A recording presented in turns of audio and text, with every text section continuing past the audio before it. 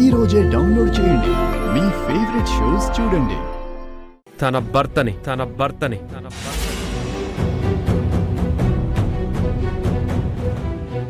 మేము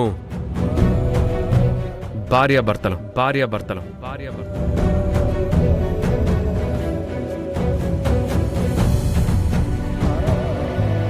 చెప్పాను కదా, ఇంకా బయలుదేరండి, లేకపోతే తన్నులు తింటారు. ఏరా, ఇదేమన్నా ప్రాంక్ వీడియోనా లేదంటే కామెడీ షోనా? మా ముందు కామెడీలు చేస్తున్నావు. నువ్వు చెప్పింది ఎలా నమ్ముతావు అనుకున్నావు? నువ్వు చెప్పింది ఏమాత్రం సింక్ కాలేదు. బయలుదేరమ్మా, బయలుదేరు. పాప సంగతి మేం చూసుకుంటాం. మీకు చెప్పాల్సిన స్టైల్లోనే చెప్పాలి, అప్పుడే మీకు అర్థం అవుతుంది. ఏయ్! ఏయ్! ఏయ్!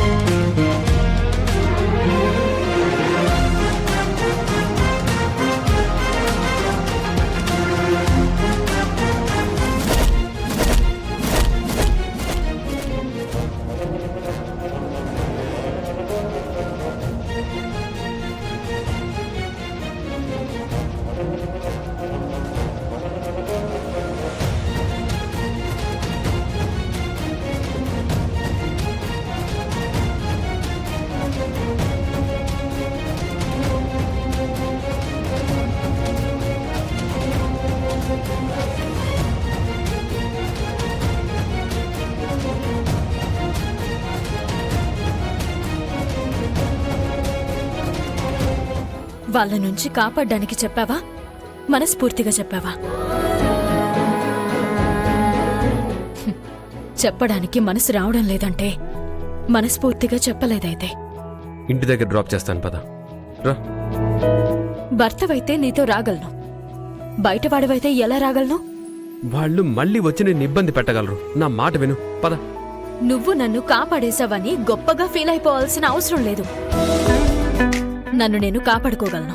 నా మాట విన్నాతో రా, పద. ఏమ్మా, బాగున్నావా? బాగున్నాను పూజారి గారు. వీరు మీ వారా? అవును. మీరు అదృష్టవంతులు బాబు. యమధర్మరాజు నుంచి పతి ప్రాణములను దక్కించుకున్న మహాసాధ్వి సతీ సావిత్రి వంటిది నీ భార్య.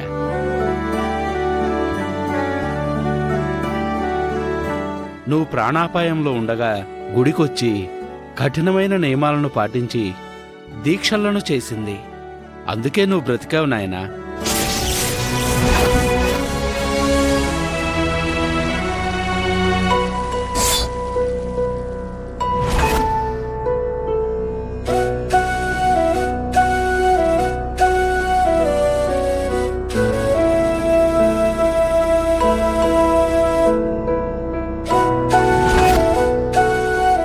ఈమెను కలియుగ సావిత్రి అని కొనియాడినా తప్పులేదు. అందులో ఎటువంటి అతిశయోక్తి లేదు. నువ్వు ఎన్నో జన్మల పుణ్యం చేసుకుంటేనే ఇటువంటి భార్యను పొందగలిగావు. ఇద్దరూ కలకాలం సంతోషంగా ఉండండి. సరే పూజారి గారు. ఇద్దరూ కలిసి ఒకసారి గుడికి రండి. మీ పేరున అర్చన జరిపిస్తాను. మీకు మరింత మంచి జరుగుతుంది.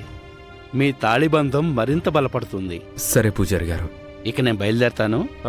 పూజారి గారు, ఒక చిన్న సహాయం. చెప్పు నాయనా. ఇద్దరి మధ్య చిన్న గొడవ జరిగి అలిగింది. నాతో బైక్ మీద రానంటుంది. మీరైనా చెప్పండి. ఆలుమగల మధ్యన అలకలే అందం. అబ్బాయి ప్రాధేయపడుతున్నట్టుగా ఉన్నాడు. బెట్టు చేయక బయలుదేరమ్మా. ఆడపిల్లవి ఒంటరిగా వెళ్ళడం మంచిది కాదు. వెళ్ళమ్మా, నా మాటను కాదనుకో. బయలుదేరండి. వస్తామండి. మంచిది.